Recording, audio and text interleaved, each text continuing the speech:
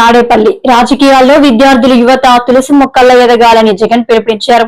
ఇది social media యుగం అన్న ఆయన ఇందులో యువత చాలా చురుకు అని ప్రశంసించారు.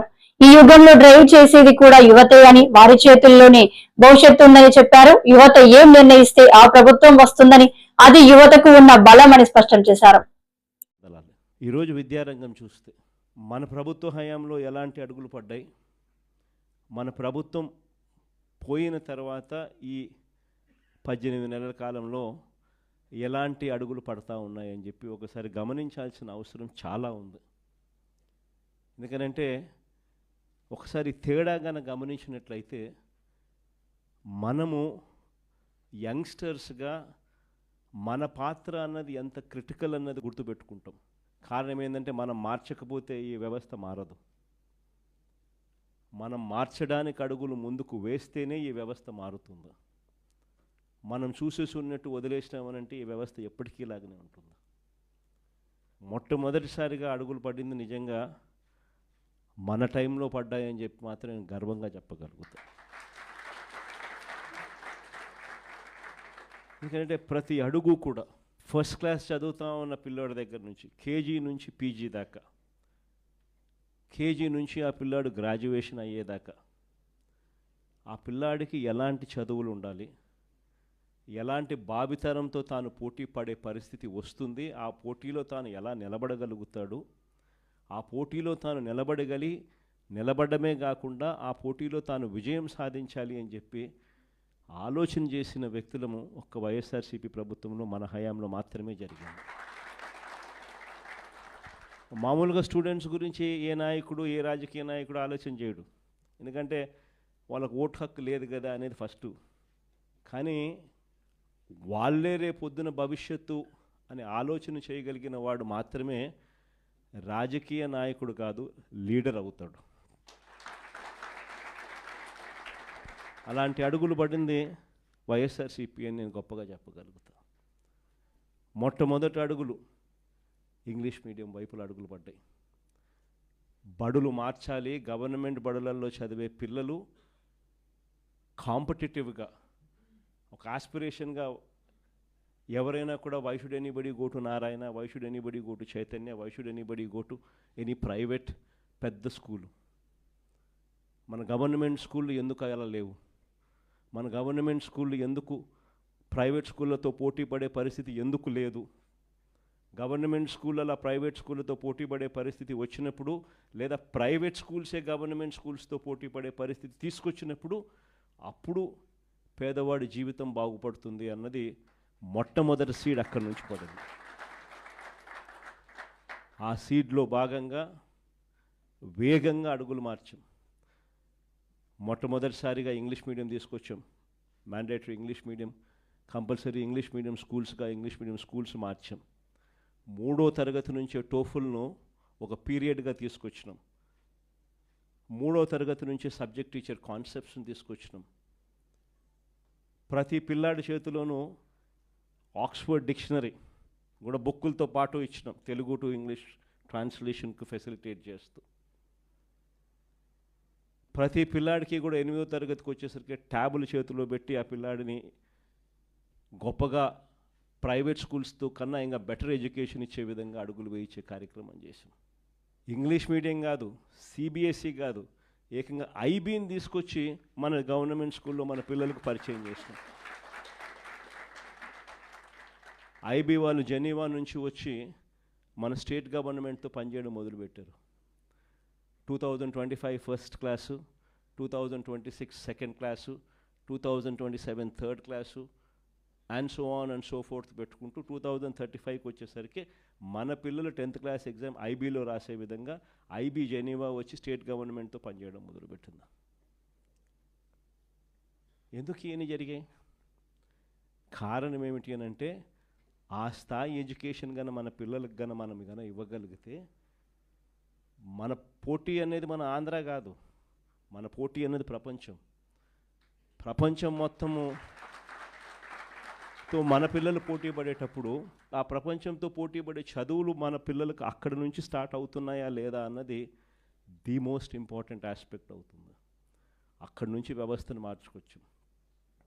సరే గోరుముద్ద ఇటువంటివన్నీ కూడా చిన్న చిన్న మార్పులే అయినా కూడా నాడు నేడుతో శ్రీకారం చుట్టి అమ్మఒడి అనే పథకంతో పిల్లలను బడికి పంపించేదానికి తల్లులను మోటివేట్ చేస్తూ 75% అటెండెన్స్ను కూడా ఖచ్చితంగా మ్యాండేటరీగా తీసుకొస్తూ అక్కడి నుంచి స్టార్ట్ చేసిన మార్పులు అలా అలా అలా ముందుకు పోతూ హైయర్ ఎడ్యుకేషన్లోకి కూడా తీసుకుని పోయాం. మొట్టమొదటిసారిగా హైయర్ ఎడ్యుకేషన్లో జాబ్ ఓరియంటెడ్ కరికులంను తీసుకొచ్చింది ఒక వైఎస్ఆర్సీపీ హయాంలోనే తీసుకొచ్చినాం. మొట్టమొదటిసారిగా మన చదువుల్లో లేనిదేమిటి, వెస్ట్రన్ చదువుల్లో అడ్వాన్స్డ్ కంట్రీస్లో ఉన్న చదువుల్లో ఉన్నదేమిటి అని మొట్టమొదటిసారిగా బేరీజు వేశాం. అక్కడ ఉన్న కోర్సులు ఇక్కడ ఎందుకు లేవు, ఎందుకు డిగ్రీ అన్నది ఇక్కడ నామకే వాస్తే చదువుగా ఉంది, ఎందుకు అక్కడ డిగ్రీ అనేది ఎందుకు వాల్యూ అనేది ఉన్నది అని చెప్పి అసెస్మెంట్ జరిగింది. ఎడెక్స్ అని చెప్పి ఒక సంస్థని తీసుకొని వచ్చి ఐవీ లీగ్ కాలేజెస్ అంటే ఈ స్టాన్ఫర్డు, ఎంఐటి ఇవే కాకుండా ఎల్ఎస్సి ఇటు పెద్ద పెద్ద యూనివర్సిటీస్ అన్నిటితో కూడా వాళ్ళ ఆన్లైన్ వర్క్, వాళ్ళ చదువులు, వాళ్ళ సర్టిఫికెట్లు, వాళ్ళ డిగ్రీలు మన కోర్సులో కరికులంలో భాగం చేస్తూ సర్టిఫికెట్లు కూడా వాళ్ళ దగ్గర నుంచి వచ్చేట్టుగా, క్రెడిట్స్ వాళ్ళు ఇచ్చేట్టుగా భాగస్వాములను చేస్తూ ఎడెక్స్ ద్వారా మన డిగ్రీలో కరికులంలో ఆన్లైన్ ద్వారా పార్ట్ చేస్తున్నాం. ఇది మొట్టమొదటి మార్పు. డిగ్రీలో క్వాలిటీ ఇంప్రూవ్ చేస్తూ మొట్టమొదటిసారిగా డిగ్రీలో మ్యాండేటరీ ఇంటర్న్షిప్ తీసుకొచ్చినాం. మొట్టమొదటిసారిగా డిగ్రీకి వాల్యూ ఇస్తూ చదువులు ఉండేట్టుగా కాలేజీలన్నీ కూడా ఖచ్చితంగా నాక్ రిజిస్ట్రేషన్ వైపు అడుగులు వేయించాం. మనం రాకమునుపు ఎన్ని కాలేజీలు తెలుసా నాక్ రిజిస్ట్రేషన్ ఉండేది? 257 కాలేజీలు 2019 నాటికి నాక్ రిజిస్ట్రేషన్లో ఉంటే, మనం వచ్చిన తర్వాత నాక్ రిజిస్ట్రేషన్ కాలేజీలు 2024 ఫిబ్రవరి నాటికల్లా 437 కాలేజీలకు తీసుకొని పోయినాం. క్వాలిటీ ఆఫ్ ఎడ్యుకేషన్ను ఇంప్రూవ్ చేస్తూ, ఇదొకటే కాకుండా ఈ చదువులు చదివించే విషయంలో ఏ పేదవాడైనా కూడా చదువులు చదువుకునే దానికి అప్పుల పాలయ్యే పరిస్థితి రాకూడదు. ఏ కుటుంబమైనా కూడా తన పిల్లల్ని చదివించడం భారం అని చెప్పి ఏ తల్లి తండ్రి కూడా ఫీల్ కాకూడదు. ఏ తల్లి తండ్రి కూడా అప్పుల పాలై తమ పిల్లల్ని చదివించడం భారమై ఆ చదువులు మానేసే పరిస్థితిలోకి రాకూడదు అనే ఉద్దేశంతో మొట్టమొదటిసారిగా ఇంతకుముందు గవర్నమెంట్లో లేనిది పూర్తి ఫీజు రీయింబర్స్మెంట్ పథకాన్ని తీసుకొచ్చింది ఒక్క వైఎస్ఆర్సీపీ ప్రభుత్వంలోనే తీసుకొచ్చాం. దీనికోసం ఏకంగా 12,000 కోట్ల రూపాయలు ఉట్టి ఫీజు రీయింబర్స్మెంట్ పథకంలో మనం పెట్టిన ఖర్చు కేవలం విద్యా దీవెన అన్న ఒకే ఒక పథకం మీద 12,609 కోట్లు ఖర్చు చేసినాం. కేవలం విద్యా దీవెన అని ఒకే ఒక పథకం మీద. ప్రతి త్రైమాసికం అయిపోయే లోపల, ఈ త్రైమాసికం అయిపోయిన వెంటనే మళ్ళీ నెక్స్ట్ త్రైమాసికంలో పడేసరికే ఆ మంత్లో జనవరి, ఫిబ్రవరి, మార్చ్ అంటే ఏప్రిల్లో వెరిఫికేషన్ చేసి మేలో జనవరి, ఫిబ్రవరి, మార్చికి సంబంధించిన ఫీజులు తల్లుల ఖాతాల్లోకి వేసే కార్యక్రమం చేసాం. వసతి దీవెన అని చెప్పి ఎవ్రీ ఏప్రిల్ ఖచ్చితంగా క్రమం తప్పకుండా ప్రతి పిల్లాడికి, డిగ్రీ చదివే పిల్లాడికి అయితే ఏకంగా 20,000 రూపాయలు 2 ఇన్స్టాల్మెంట్లలో ఇచ్చే కార్యక్రమాలు 1,100 కోట్లు ప్రతి సంవత్సరం ఏప్రిల్లో ఇచ్చేట్టుగా అడుగులు పడ్డాయి వసతి దీవెన కింద. ఆ రకంగా అడుగులు వేస్తూ ప్రతి పిల్లాడిని కూడా చదివించే విధంగా, చదువుల కోసం ఆ తల్లిదండ్రులు అప్పుల పాలయ్యే పరిస్థితి రాకుండా చూడడం కోసం మన ప్రభుత్వంలో తపన తాపత్రయంతో అడుగులు పడితే ఆ వసతి దీవెన అనే పథకం ఒక్కదాని కోసమే మరో 4,275 కోట్లు ఖర్చు చేశాం. అంటే కేవలం విద్యా దీవెన, వసతి దీవెన అంటే హయ్యర్ ఎడ్యుకేషన్లో మన పిల్లలకు గొప్ప చదువులు చదవాలి, ఆ చదువుల కోసం తల్లిదండ్రులు అప్పుల పాలయ్యే పరిస్థితి రాకూడదు అని చెప్పి కేవలం ఈ 2 పథకాలు, సంపూర్ణ ఫీజు రీయింబర్స్మెంట్ పథకం విద్యా దీవెన అండ్ వసతి దీవెన, ఈ 2 పథకాల కోసమే ఏకంగా 16,800 కోట్ల రూపాయలు ఖర్చు చేసిన ప్రభుత్వం ఒక్క వైఎస్ఆర్సీపీ ప్రభుత్వమే చెప్తాను. దీనివల్ల ఏమవుతుంది అని అంటే, ఎవరైనా కూడా, మరీ ముఖ్యంగా పేదవాడు, మధ్యతరగతి వాళ్ళు, వీళ్ళెవ్వరికీ కూడా ఫీజులు కట్టలేక చదువులు మానేసే పరిస్థితి ఏ ఒక్కరికి రాకుండా చేసి అడుగులు పడ్డాయి. కానీ ఈరోజు ఏం జరుగుతా ఉంది?